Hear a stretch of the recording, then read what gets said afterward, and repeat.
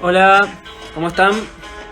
Se van sumando una nueva edición del ciclo After Libros de los sábados a las 19. Hoy vamos a musicalizar un poco con el segundo disco solista del gran Gustavo Cerati. No sé si se escucha más la música o mi voz, pero mientras tanto vamos a anotar de qué va la charla de hoy mientras esperamos a nuestra gran invitada.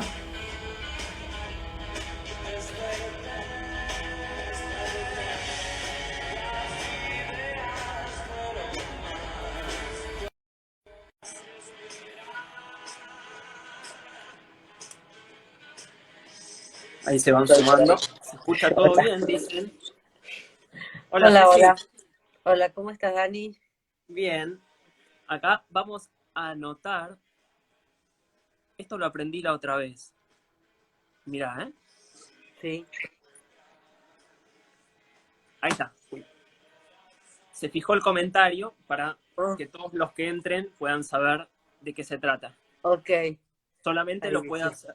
Sí, ahí está. Charla sobre libros entre Ceci Roth y Daniel Meca. No sé si te Ok. gusta, si te gusta Cerati, Ceci, Sí, me pero encanta. Me encanta Cerati, me encanta Cerati. Me encanta. Y cuando canta con Mercedes Sosa en dúo, eh, ya sabes qué canción, ¿no? sí, Samba. No, para. No, No, no, no, zona de no. promesas. Zona de promesas. Zona de ¿No? promesas, tal cual, Ahí zona de está. promesas. Sí. Que me parece que es como la historia de la vida. Es un tema de Soda, ¿no? Creo. Es un Son las- tema de Soda, pero lo canta él solo con Mercedes y los dos tienen voces extraordinarias y que combinan muy, muy bien, ¿no? Y la letra es maravillosa. ¿Lo llegaste a conocer a Gustavo? Sí, sí, lo conocí, no mucho, no fui amiga de él, pero Sí. lo conocí en diferentes momentos. Eh, Cuando, cuando llegué a Buenos Aires, que Soda reside en el año 85, finales del 85, desde Madrid, que Soda empezaba a retumbar fuerte aquí en la Argentina, ¿no? Y después lo volví a ver en cumpleaños de amigos, en situaciones así, pero no éramos amigos, éramos conocidos. Yo terminé de ver estos días el documental que hizo National Geographic. Es lindísimo. Es Sí, no lo lindísimo. vi, ¿sabés que no lo vi? No lo Sí, vi, sí. Te lo no lo recomiendo vi. mucho porque la verdad que bueno, la vida de él es extraordinaria, ¿no? Pero Lo está voy a ver, está lo muy bien voy a ver. construido el guión, la narración. ¿Qué está tomando Cecilia Roth? Porque ahí hay En un este trago, momento. sí, hay un trago, podríamos llamarlo trago Cecilia Roth, porque nunca lo había No, a escuchado. esta hora sí, a esta hora, hasta esta hora es un trago perfecto, que es agua con gas, una buena marca de agua con gas, con limón y es fría. Me gusta mucho, me parece que es un trago casi, no tiene alcohol, pero es un trago. Es el trago de las 7 de la tarde, digamos. Es el trago de las 7 de la tarde, dentro de un rato por ahí una copa de vino, o depende, depende. El whisky llega más tarde, digamos. El whisky no es todos los días, pero me gusta mucho el whisky. Mi padre es muy whiskero y siempre que Mira, estoy con mi padre tomo whisky. Muy whiskero, le gusta mucho, o sea, es el único, casi lo único que bebe. El vino también, pero casi lo único que bebe y cumple el lunes 94 años. uf, Y está genial. Debe ser porque se mantiene muy bien en whisky. eh, Este, no, pero es su trago favorito y lo toma al mediodía antes de almorzar y después tipo 7:30 de la tarde está esperando la hora para tomarse el otro. ¿es de algún whisky en particular, tu viejo? Sí, toma Black Label de Johnny Walker, sí, Ah, mira. Bueno, o acá Double Black. Sí. tengo el blue, pero que El blue está, es muy rico, el blue es muy rico, es muy rico, es más clásico. sí, sí, sí. Eh, ¿Tu acercamiento con la lectura tiene que ver con tu viejo? Ya que hablaste con Y de... puede ser, sí, sí puede ser. Mi viejo era y es muy lector y escribe además. Tenía una hermosa biblioteca cuando yo era chica y me recomendaba libros. y yo le robaba otros que no eran seguramente para la edad que tenía. Me acuerdo de haber leído a Henry Miller cuando era muy chica, después volverlo a leer y leer otras partes del libro, no solo las eróticas. Eh, y fue quien sí, fue quien me estimuló la lectura, mi madre también, pero mi padre básicamente me estimuló la lectura, y yo creo que empecé a leer su biblioteca, sí, sí, sí. ¿Qué había ahí en la biblioteca? Mira, ¿Qué me recordás que acuerdo, había? bueno, había libros muy, muy, muy disímiles, no tenía solo no estaba ordenada la biblioteca, por ejemplo, igual que yo no tengo una biblioteca ordenada ni alfabéticamente, ni por escritores, ni de ninguna manera. De pronto hay algunos 3 o 4 libros juntos de algún autor, pero después está mezcladísimo.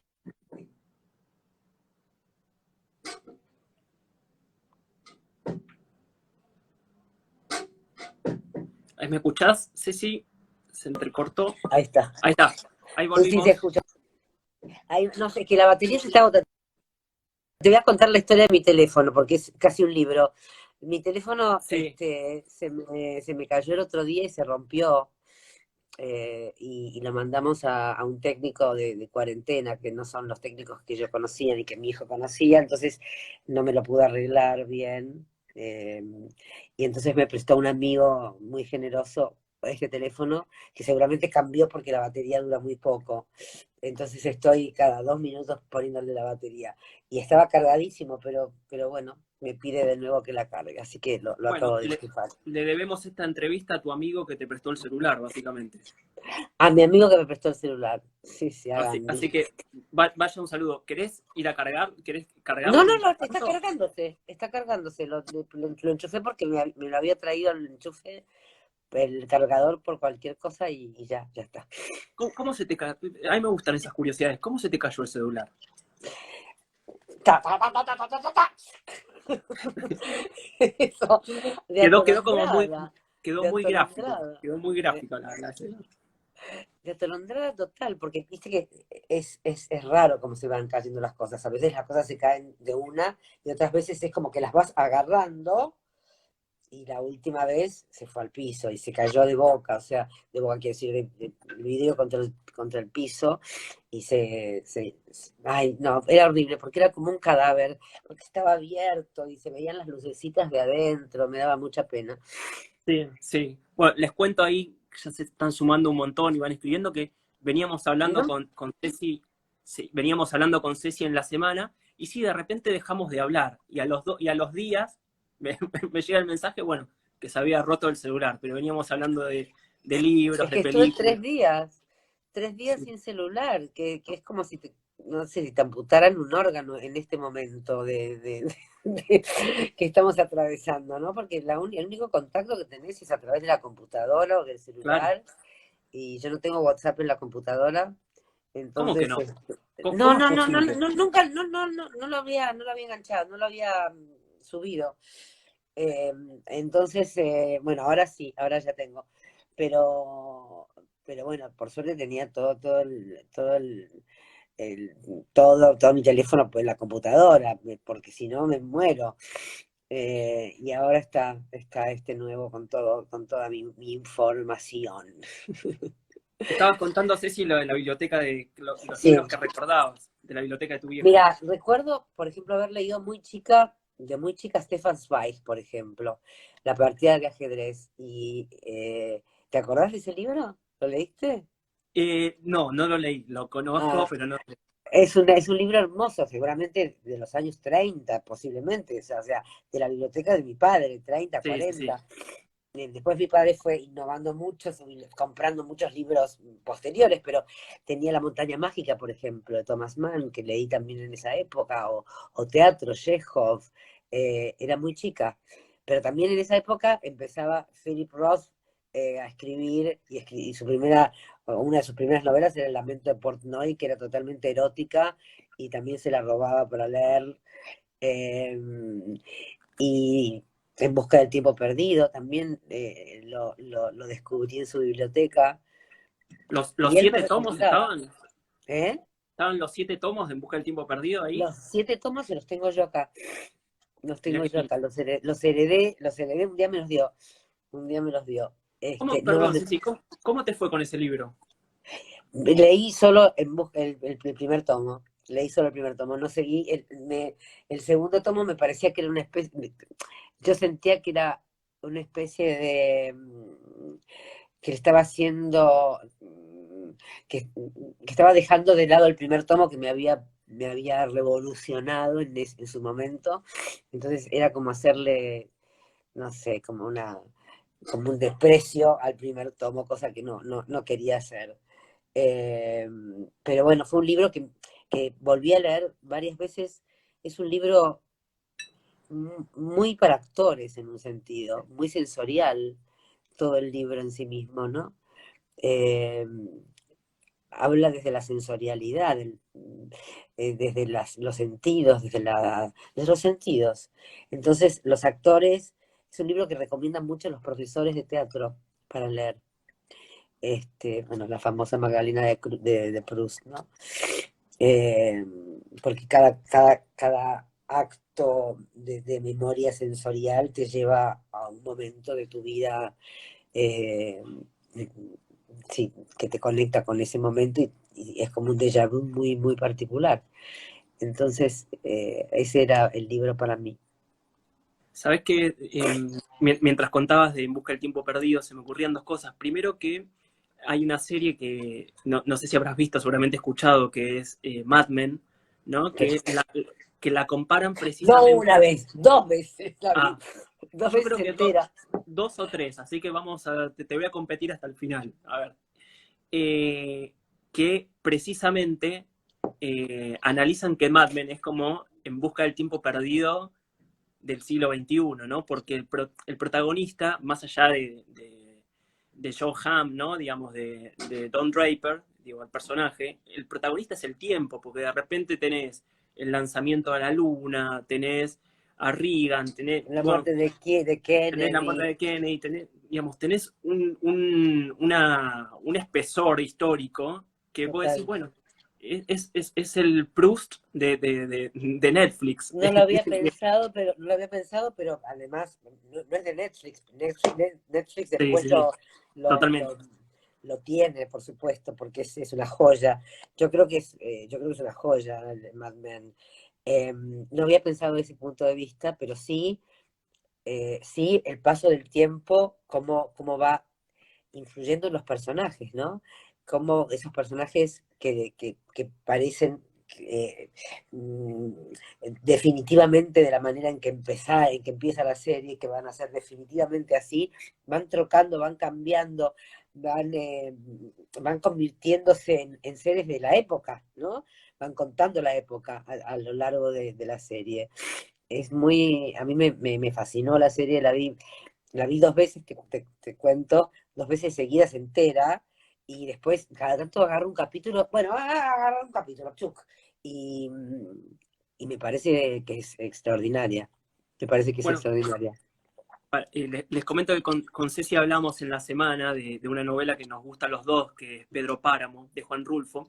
Claro, Y pienso en Juan Rulfo porque en Juan Rulfo está eso de que cada personaje tiene su identidad, ¿no? Tiene una potencia en sí misma. Y pienso en Mad Men, precisamente, donde todos los personajes tienen una identidad muy potente. No hay uno que vos digas, bueno, este es marginal, ¿no? Hay una presencia totalmente. extraordinaria de todos y además durante las 7 temporadas van evolucionando con una riqueza que Son jugosísimos, todos ellos. Y además, yo no sé de qué manera está escrita esa serie, si la serie está escrita entera desde el principio o si fueron haciendo los capítulos en la medida en que fue siguiendo la serie. No tengo idea, eso no lo averigüé ni no, lo pienso siempre. Habrá estado escrita toda porque parecería que sí. O sea, lo que te da la sensación como, estoy muy resfriada, perdón, ¿eh? La sensación como espectador es que el autor ya sabe en el capítulo 7 En el capítulo 1 lo que va a pasar en el capítulo 7, y está bordeando la historia permanentemente, ¿no? Bordeándola tangencialmente, metiéndose y saliendo, dejándote secretos por aparecer. Toda la historia de él es extraordinaria, la historia de Don Draper, ¿no? Como Don Draper, como esos personajes eh, totalmente inabordables, ¿no? Que siempre va a haber algo que desconoces de él, y de hecho es así. De hecho, el final es un poco eso también. Nunca vas a saber qué piensa. Es un enigma, Don Draper, ¿no? Es un enigma permanente. Eso lo hace tan atractivo, y cada cosa que va haciendo a lo largo de la serie, cada cosa que le va pasando a lo largo de la serie, más que una sorpresa, es como, ¿cómo no le va a pasar esto? O sea, se va a meter en cualquiera, y va a aparecer cualquiera de las posibilidades en la construcción de su personaje, ¿no? Riquísimo para un actor, Sí. riquísimo. Hay como, es como una serie sobre la identidad, ¿no? Digamos, el tema de la identidad pues, no solo es el gran enigma de Don Draper que lleva al extremo de cambiar su identidad, sino de todos los personajes. Es como que cada temporada se van buscando a sí mismo dentro del contexto histórico además en el cual están, ¿no? Hay una cosa de Totalmente. identidad muy potente. Totalmente, bueno, mira, el personaje, todos los personajes, pero eh, y además esa búsqueda de la identidad como espectador te produce una sensación de adicción tan profunda, porque el personaje está buscando su identidad, o pareciera que la está encontrando y sin querer, y nosotros como espectadores estamos fascinados y queriendo que descubran o que no descubran, o que está hecha con una inteligencia, me parece una de las, desde ya, una de las series más inteligentes y más creativas que vi, ¿no? De esta nueva camada, de esta nueva manera de ver cine o series o lo que sea, esta nueva, estas nuevas plataformas de encuentro con lo audiovisual, ¿no?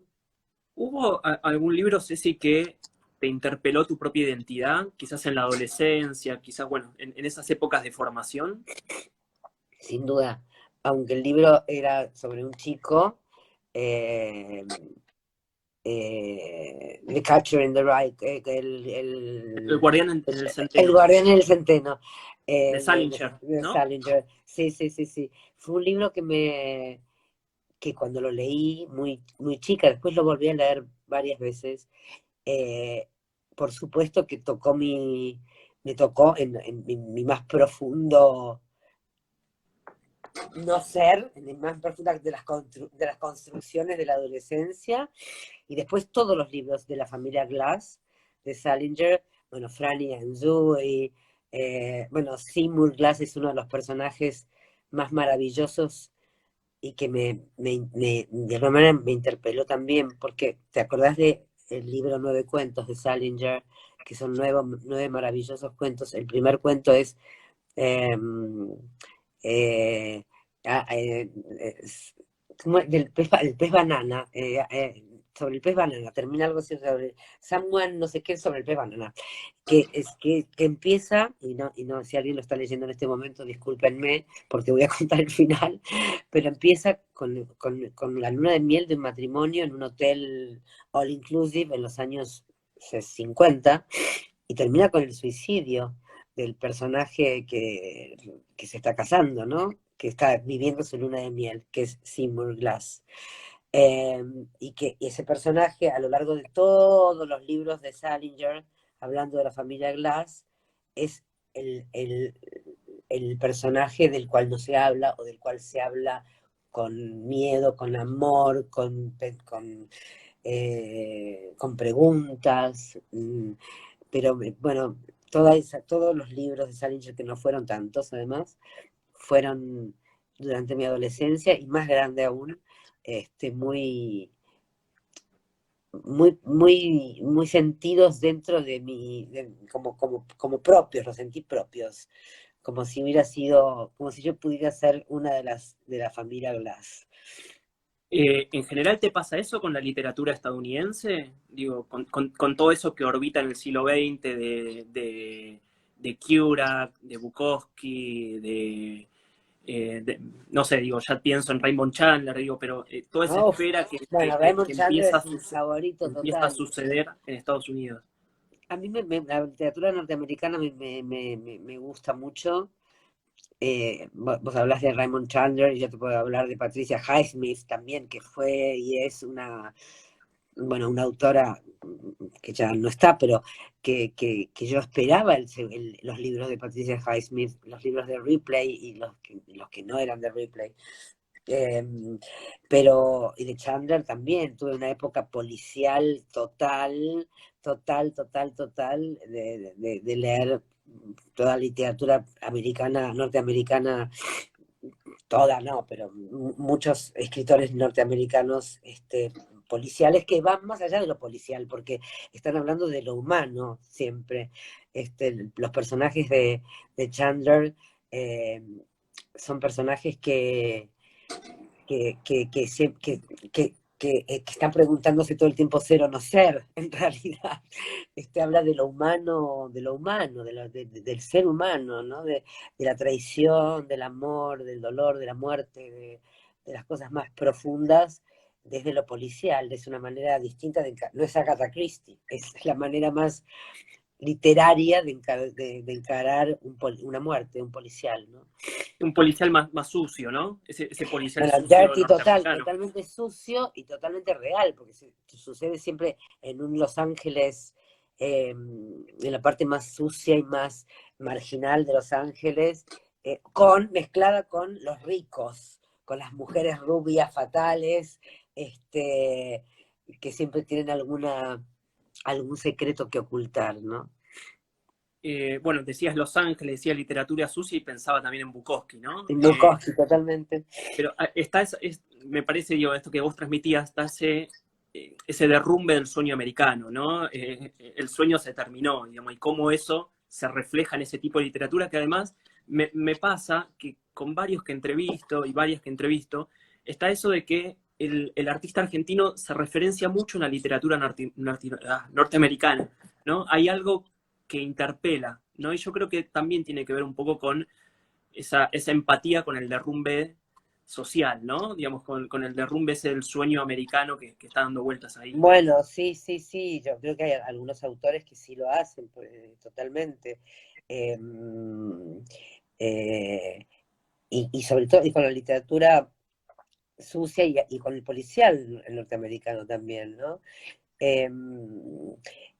Eh, a mí mira, puse un montón de libros aquí que son los que tengo más o menos en mi mesita de luz en en estos días de cuarentena, y tengo sobre todo, bueno, hay un autor que no sé si conoce, sí, seguramente sí, porque sos un lector ávido, que se llama James Salter, que es un norteamericano, que escribió muy pocos libros, pero y este es un libro de cuentos, La última noche, ahí lo pongo más arribita, La última noche, que además tiene una portada muy linda. Me gustan las autoras norteamericanas, muchísimo, y las autoras argentinas también, y tienen algo que las une, algo en común. De Laurie Moore con Mariana Enríquez, qué sé yo, hay algo de la manera de narrar, que es una manera de narrar, no quiero decir femenina porque porque no me parece que tiene que ver con lo femenino, pero sí con una mirada detallista, detallista y, y, y, y como fijándose en las pequeñas cosas para contar las grandes cosas, para terminar contando la historia, pero empezando por los costados de la historia, ¿no? Que eso me parece muy difícil como escritor y muy envidiable, porque yo quiero escribir, pero no me sale así. Te voy a preguntar, Rod, por tu escritura, pero al final, te voy a Dale, preguntar dale, algo más. dale. No, digo, pensaba en Lorrie Moore y en esto del detalle para la composición de un mundo, ¿no? Pensaba, no sé si Totalmente. leíste Autoayuda de Lorrie Moore, que es un No, libro autoayuda no la leí, no leí autoayuda. extraordinario, extraordinario, porque vos hacías, me parecía muy inteligente el paralelismo entre Lorrie Moore y Mariana Enríquez, y hay una idea de contar los márgenes, ¿no? Digamos, Claro, y en la construcción de los márgenes, de contar precisamente una construcción más de fondo. Digo, en el caso de Mariana Enríquez es contar una historia marginal y de repente te mete los desaparecidos, te mete la caída del alfonsinismo, ¿no? Digo, pienso en las cosas que perdimos en el fuego. Y en Lorrie uf, Moore, y maravillosa. siempre, claro, y aparece esta ironía, ¿no? Digamos, muy, muy sutil, muy gótica, una ironía del terror, Totalmente, ¿no? totalmente. Y en Lorrie Moore también, bueno, Autoayuda precisamente es un libro de ironía contra los libros de autoayuda, ¿no? Entonces Por de repente supuesto, sin duda las dos debe tener. Pero a mí la ironía en Lorrie Moore y la ironía en Mariana también, Enríquez, y la ironía en Schweblin también, eh, esa cosa, y también hablando de otra no, esta es canadiense, eh, ay mierda, ¿cómo se llama? La- mira, me acabo de olvidar el nombre de una de mis autoras favoritas. Ay, que la tengo por aquí, espérate. Chiqui chiqui. Creo que traje algo de ella por acá. Mm, Munro. Alice Munro, la canadiense, ¿la conoces? Sí, Alice no, Munro. no la conocía ella. Te la súper recomiendo. Bueno, tiene es una cuentista, no es una novelista, es una cuentista canadiense que ya debe tener 80 y tantos años y sigue escribiendo. Eh, Tiene muchos libros.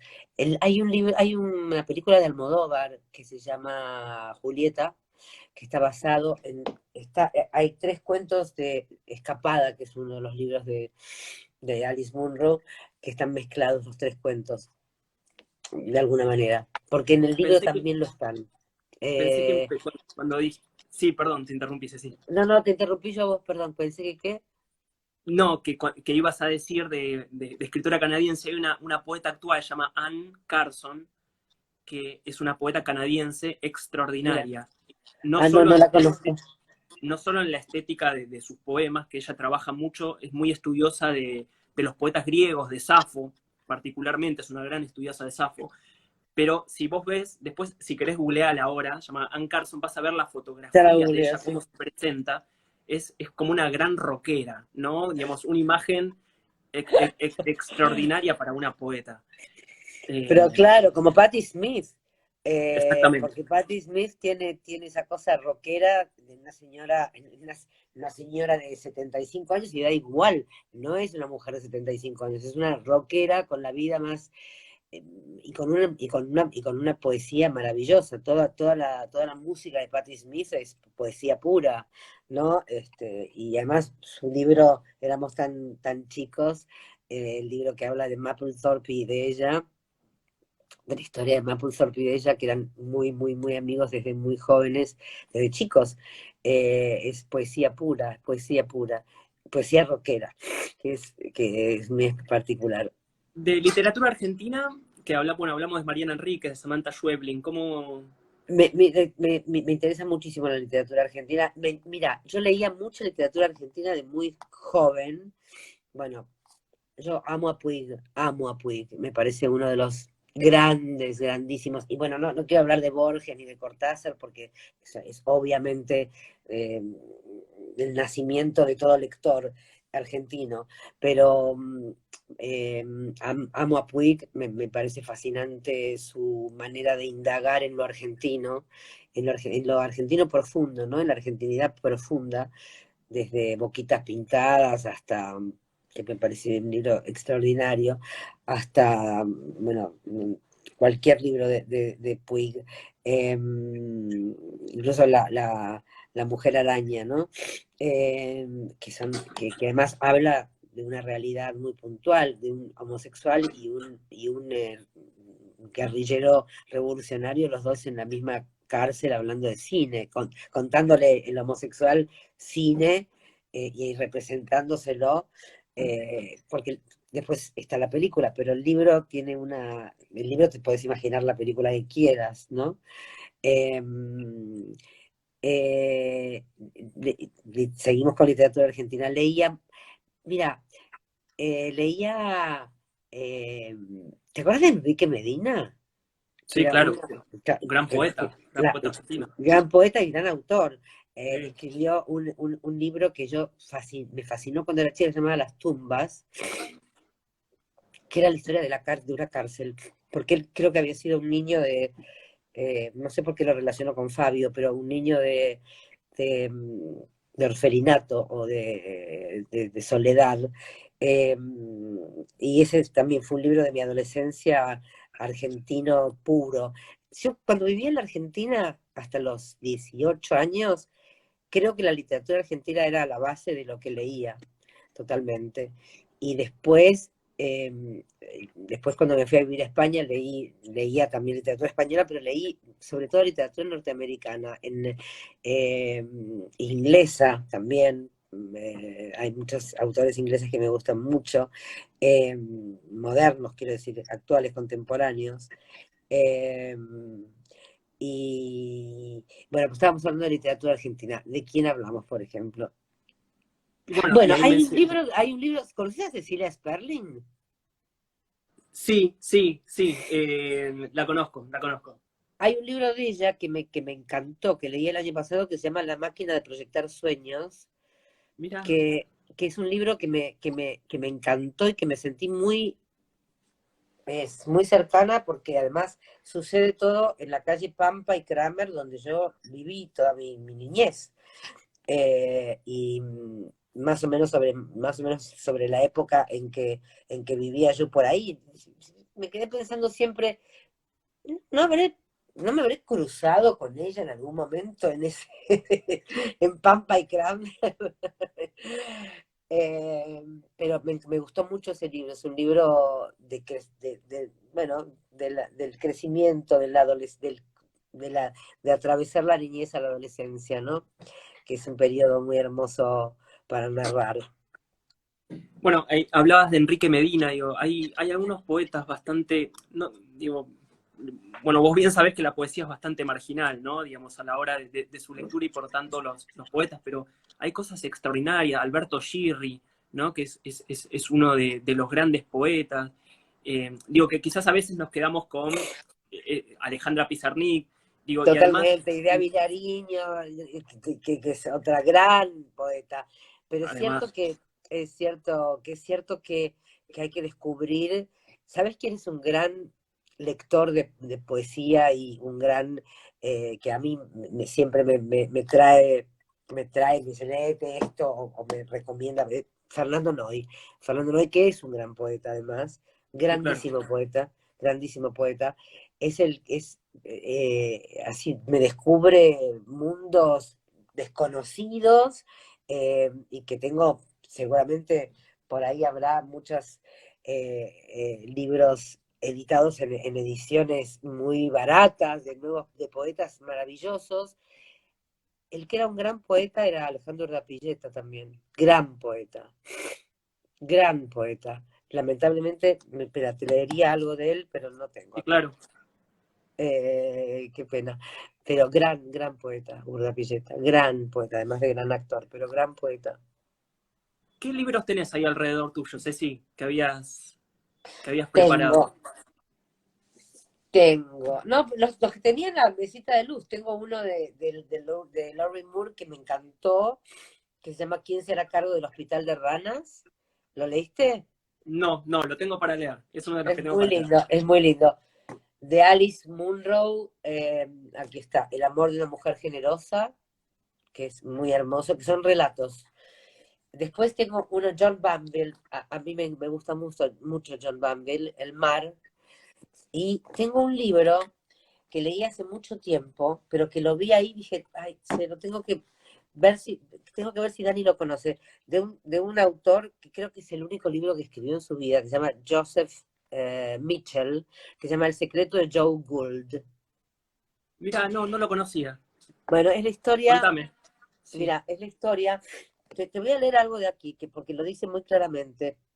Tanto, bueno, Salman Rushdie, Julian Burns, Martin Amis, Doris Lessing forman parte de la lujosa y tupida lista de escritores del ámbito anglosajón que en 1996, cuando apareció este libro, alzaron la voz para advertir acerca del acontecimiento que significaba esta publicación. Joseph Mitchell, uno de los grandes maestros del periodismo neoyorquino, había escrito estas crónicas en el New Yorker con 22 años de edad, la primera el profesor Gaviota en 1942 y la segunda en el 64, 7 años después de la muerte de Joe Gould. ¿Quién fue Joe Gould? Porque esa es la historia. Joe Gould era el hijo de una familia súper tradicional de Massachusetts, licenciado en Harvard, que en 1916 rompió todos los lazos y tradiciones de Nueva Inglaterra y se marchó a Nueva York, donde se dio a la mendicidad.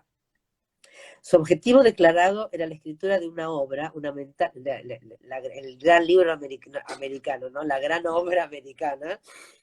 Su objetivo era escribir una gran obra, una monumental historia oral de nuestro tiempo, en la que recogería miles de diálogos, biografías y semblanzas del hormiguero humano de Manhattan. Gould dormía en la calle o en hoteles de mala muerte, apenas comía, se vestía con harapos que sus amigos poetas o pintores de Greenwich Village ya no usaban. Y aunque era frecuente verlo borracho e imitando el vuelo de una gaviota, su historia oral, que nadie había visto aún, gozaba ya de cierto predicamento. A la muerte de Gould, en el 57, sus amigos emprendieron una larga búsqueda de su famoso manuscrito por los rincones del village que aquel frecuentaba. El sorprendente resultado de esa expedición que devela el secreto al que se refiere el título es lo que nos cuenta Mitchell en su segunda crónica, en este libro. Entonces, se encuentran los papeles y papeles y papeles que el hombre de las gaviotas, porque así lo llamaban, está escrito cuentan esa gran novela americana. Pero lo maravilloso es la crónica de Joseph Mitchell sobre esa búsqueda y sobre quién era Joe Gould. Este libro me lo recomendó Rodrigo Fresán hace millones de años y creo que se convirtió en un libro favorito que leo cada tanto porque está escrito, no sé, es muy conmovedor, es profundamente conmovedor. Buenísima recomendación. Yo no hablas del Greenwich y no puedo dejar de pensar en los beatniks, que son poetas que a mí me marcaron mucho a la hora de escribir mis propios textos, etcétera. Pero hay cosas ahí, a mí me gusta mucho un poeta, quizás conocés, Gregory Corso, bueno, obviamente Ginsberg, Kerouac. Maravillosos, Digamos, y maravillosos. además, yo tuve la posibilidad de ir hace muchos años, y en esas callecitas convivían de repente un Jimi Hendrix con un Ginsberg, con un Dylan Thomas, ¿no? Digamos, Totalmente. en alrededor de 10 manzanas. Bueno, ahí está la famosa White Tavern, donde se dice que el querido Dylan Thomas se tomó 17 whiskies Sí. y la quedó, ¿no? La gran historia de Dylan Thomas, sí. Hay controversia, pero la verdad que es bastante linda la leyenda, así que vamos a quedarnos con la leyenda. Hay controversias que se dice que no es cierto. Se dice que no es cierto, se dice que no es cierto. Pero es como un libro, está bien, ¿viste? Es lindo, es lindo. Y bueno, y ahí en esas manzanas pasaba todo, ¿no? Pasaba todo, bueno, la verdad es que volvemos siempre a Mad Men, pero está también bastante bien reflejado en algunas temporadas el Greenwich. El primer capítulo de Mad Men. El primer capítulo de Mad Men, él va a la casa de una beatnik, que es su amante, mientras él está casado con su mujer, que es totalmente convencional, la típica chica de los 50 que todavía no puso el pie en los 60, y la beatnik esta es con quien fuma marihuana, y después él se viste con su camisa, su camiseta debajo de la camisa, la corbata, y se va con su sombrero a su casa en las afueras de Nueva York, ¿no? De Manhattan. Pero ahí aparece, y es increíble cómo aparece de una manera tan natural esa mezcla de ese momento de los Estados Unidos, ¿no? Que era como el comienzo de una nueva era y el final de otra, pero que todavía no se sabía dónde se estaba pisando y qué se dejaba de pisar, ¿no? Y bueno, Mad Men, los hombres de Madison, los primeros publicistas, ¿no? Que también es como un oficio nuevo que se inventó en esa época, que también tiene que ver con todo esto que decíamos de la poesía, o sea, de la modernidad y de la mentira, ¿no? Totalmente. Sí, digamos, esto que hablábamos me da pie, digamos, a algo que quería saber tu visión. Porque viste que, bueno, ya en el primer capítulo aparece esta mujer beatnik y está muy bien retratado los tipos de mujeres que aparecen en Mad Men. De repente es una mujer muy empoderada como esta beatnik, que es muy libre, y después todas las mujeres de los publicistas, fíjate que están todas a las afueras de Manhattan, ¿no? Están como confinadas, ese es su lugar. No Sí, tienen, sí, sí, sí, no sí. tienen participación en la vida. Solo en la vida social como trofeos. Exactamente, exactamente. Y Don, ¿no? Está muy interesado en la mujer empoderada. Es muy interesante eso, ¿no? Hay un doble Totalmente, juego. le interesa mucho y también, y, después, y le da miedo también, porque por un lado, él, ¿quién es la mujer con la que se casa después? La canadiense, Sí, que sí, es sí. como una muñequita, que se supone que es, pero que él le quita cierto empoderamiento en la medida en que se va encontrando cada vez más cercanamente a ella, ¿no? Claro, Eh, no le permite volar como actriz, ¿no? A la canadiense. Totalmente, y la que sí es una mujer empoderada en su vida, es en su verdadera vida y en su verdadera identidad, la que conoce su historia, la que vive, la que él va a visitar a California cada tanto cuando quiere reencontrarse con quien es, que luego muere de cáncer. Eh, Esa mujer, la que sabe de su vida, que la mantiene lejos de todo y es un recuerdo de sí mismo que él no sé si todo el tiempo quiere ver. Es así, esa es una mujer a la que él le permitiría todo, no un hombre, es una mujer.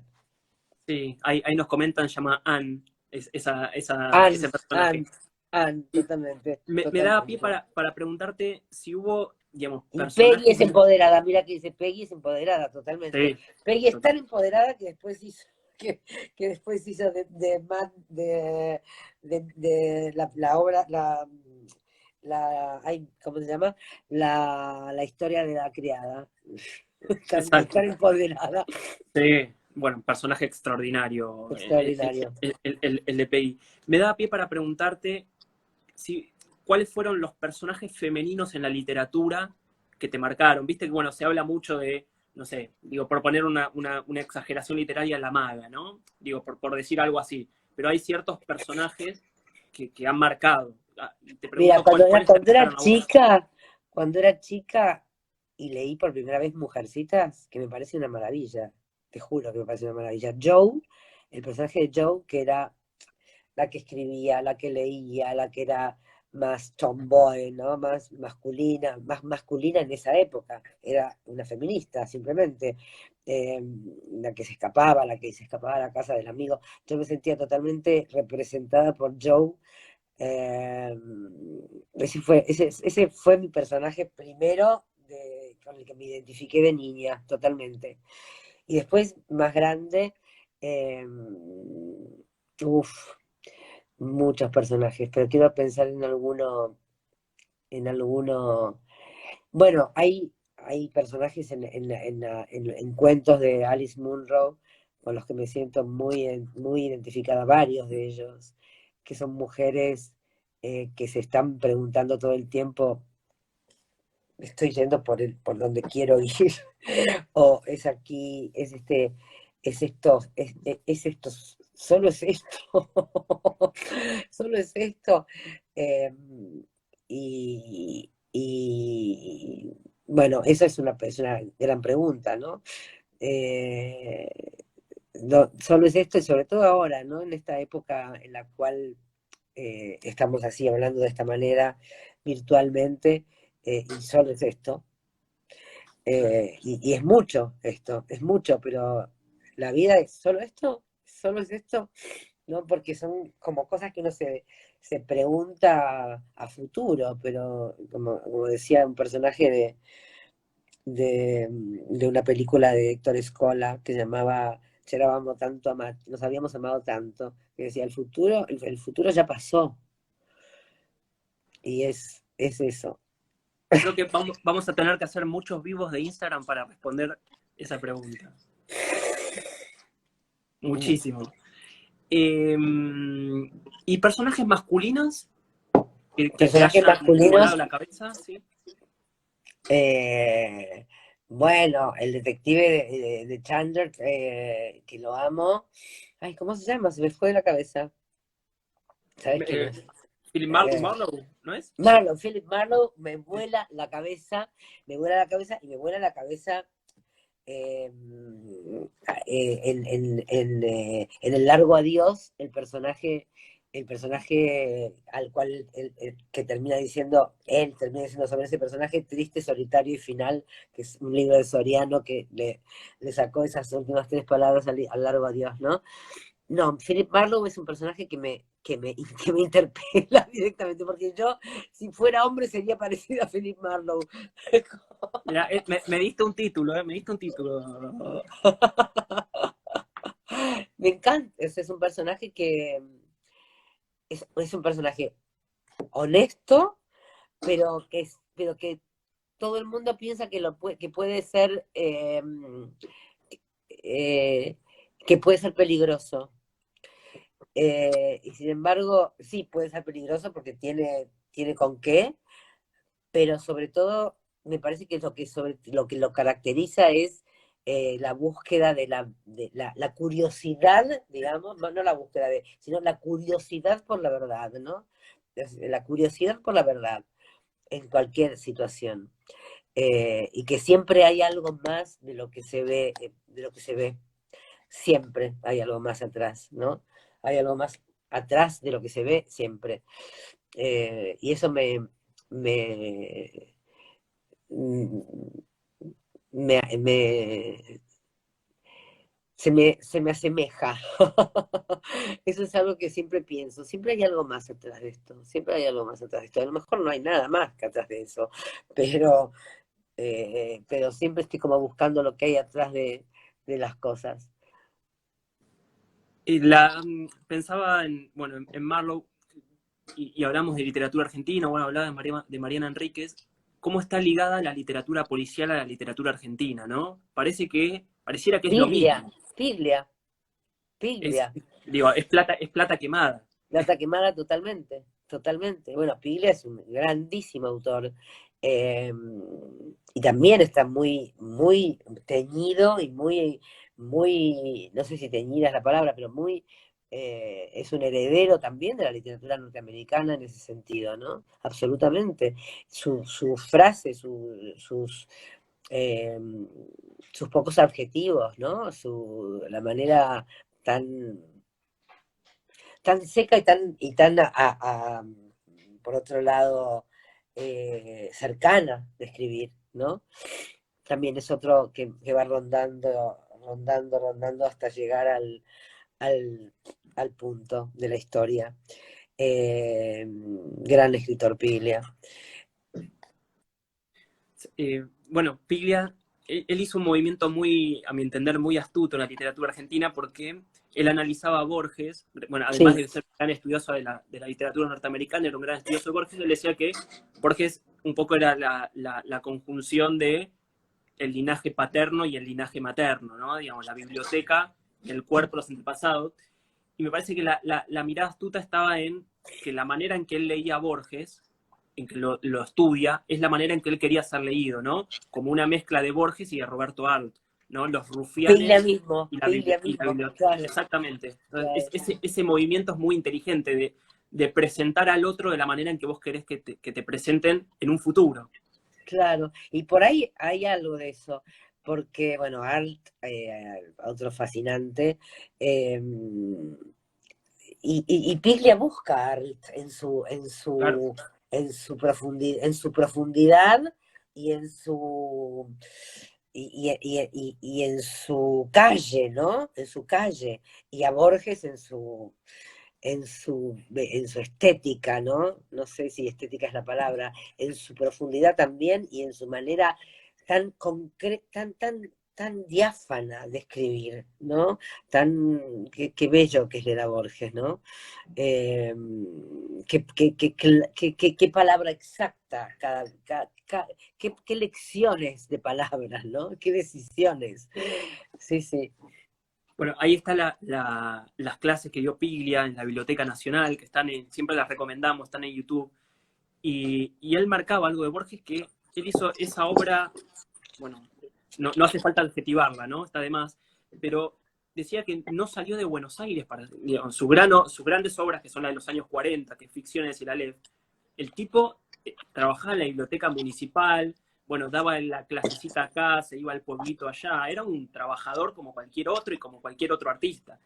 Y, y ahí marcaba lo extraordinario de Buenos Aires, ¿no? Sí, sí, sí, sí, sí, Dice sí, que sí, sí. todo pasaba ahí en la ciudad, no necesitó volar más allá para hacer toda una lección, ¿no? Totalmente, en la ciudad ahora, en la ciudad antes, en su ciudad, porque nadie más porteño que Borges, y a la vez tan universal, por otro lado, ¿no? A la vez tan universal, porque, eh, pero su universalidad parte, es hija de Buenos Aires, digamos. No es al revés, no es que lo universal lo trae aquí, sino que Buenos Aires lo lleva a lo universal. Y él lo tiene porque, bueno, su formación, su familia, eh, su historia personal, su nerd, como diríamos ahora, eh, el nerd Borges, este, no sé, hay unas, en YouTube deben estar, unas charlas de Borges y unas entrevistas de Borges una entrevista que le hizo un periodista español extraordinaria, ya era bastante mayor, eh, pero bien lejos de su final, eh, que es extraordinaria, porque yo creo que allí se atrevía, en España o en otro país que no fuera la Argentina, se atrevía a no ser cínico, porque era cínico en la Argentina, o sea, contestaba de una manera eh, que por ahí no era el mismo, no sé, yo siento que las entrevistas en el extranjero eh, mostraba más amor por su propio lugar que las entrevistas hechas aquí por entrevistadores argentinos, en los que siempre tenía una cierta eh, una cierta manera irónica de responder, ¿no? Siempre lo fue, pero las entrevistas en España por lo menos las españolas las que vi yo, los llevaban a cierta nostalgia de este lugar, ¿no? Me da mucha pena que no esté acá, que no esté enterrado en Buenos Aires, me da mucha pena. Sí, y es un largo debate porque él incluso en muchos de sus poemas, él Así decía que dice, iba a estar enterrado como la sus falsa modestia mayores. borgiana, es cierto. Sí, él decía como sus mayores que iba a estar enterrado en la Recoleta, ¿no? Cuando Claro, habla de los mayores, habla de esos antepasados de la la independencia. alcurnia, los patricios, claro, Sí, salvo que él ya económicamente había nacido sin ser una familia patricia. por No supuesto. eran los Bioy, no eran los Ocampo.